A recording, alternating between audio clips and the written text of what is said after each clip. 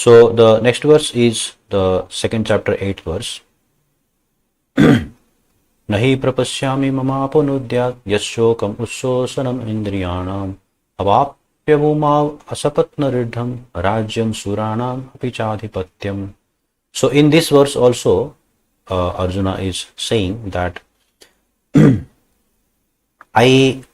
I can find no means to drive away this kind of grief. So he's into a grief-stricken situation, and he's seeing that everything that is around him is all drying up my senses. So I am not able to continue as I am. So I'll not be able to dispel this situation, dispel all these doubts, even if I win a prosperous and unrivaled kingdom. So Arjuna is so perplexed, so confused that he's seeing he's seeing nothing but misfortune. So unrivaled kingdom either on the earth or in the heavens. So a person, when he is in a perplexed situation, in a confused state, no matter how much resources one person may have at one's disposal, still one continues to be in the confused state. All those resources, everything else that is around him does not come to his rescue, only because of one reason, that people lack clarity. If you lack clarity in what I am supposed to do, then everything else that is there at our disposal does not solve any problems. And that's what many of us get into when life throws a lot of confusions, a lot of problems to our situation in daily life situation. So academic knowledge, scholarship, high position, high birth, high parentage, good riches, beauty in one's own body, and all these things may not come to rescue, at the time of dire need, and when a person is perplexed, when a person is actually confused. So at that point, we need somebody to tell us what is the right course of action. So that's what Arjuna decides to do, that I want to surrender my life to Krishna and I want his guidance and I will do what he says. So in the Chaitanya Charitamrita is also mentioned that Satkarma Nipuno Vipro Mantra Tantra Visaradaha Avaishnava Gurur Nasyat Vaishnava Swapacha Guru. So the qualification of a guru is mentioned in this particular sloka, in this particular verse that is referred from the Chaitanya Charitamrita, is that Satkarma Nipuno Vipro. So a person is called a Vipra. Vipra means one who is born in a Brahmana family, but he is just have studied the scriptures. He is not realized the scriptures. So a person who is just born in the Brahmana family, he is called a Brahma Bandhu, and a person who is getting knowledge of the scriptures, he would be called as a Vipra, and one who gets the realized knowledge, that person can be called as a Brahmana. Just by taking birth in a family of a Brahmana does not qualify one to become Brahmana, so much as a person who is a doctor and the son of that person has got all the facility and capability to become a doctor, but just by becoming the son of a doctor does not make him a doctor, right? So it's as simple as that.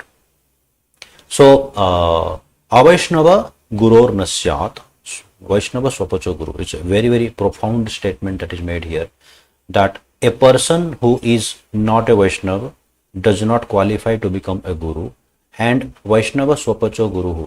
And even if a person who is born in a low family, even if the person is born in a, as it is called, Swapacho Guru means one who is born in a family of Chandalas, even if a person is born in a family of very, very low class, still if that person is a Vaishnava, he has the qualification to become a spiritual master or guru. So a Vaishnava is not limited to his birth. Any person has no limitation related to one's birth. The limitation only imposed by some people which are not correct. But a person, if he qualifies with the right kind of education and knowledge and with the right kind of practice, that person qualifies to be the guru or spiritual master in that particular subject. So or teacher of that particular subject. So the real problems of life are mentioned in this Bhagavad Gita, that the real problems are not the things that we usually see, right? So the real problems are old age, disease, death. Old age, disease, death are caused because we are all born. So birth is also attached to that. So that means birth, old age, disease, death. So these are the real problems. So these real problems are not dealt with, or we are not capable enough to deal with all these problems in a complete manner or permanently, basically, right? So if one has to achieve the real happiness, that means one has to understand that we'll have to get over these problems. If we are able to get over these problems, then only one can lead to a right kind of state of being.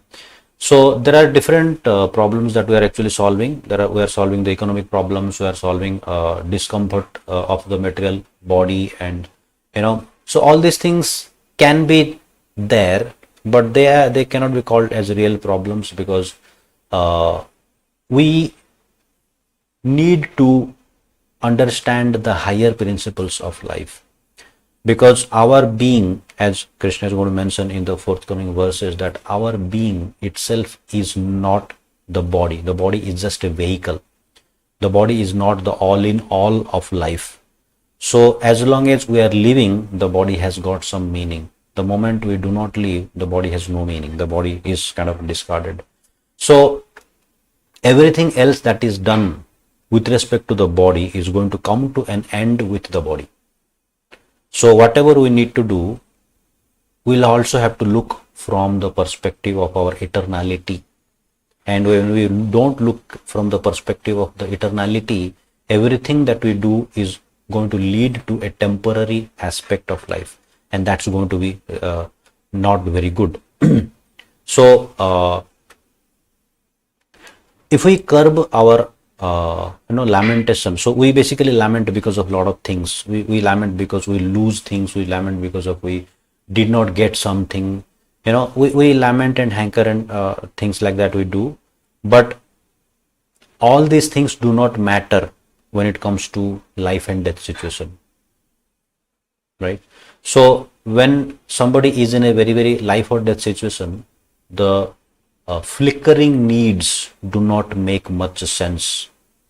So we'll have to understand what is the essence of all the thing that we need and work towards that, so that that's going to be revealed in due course of time.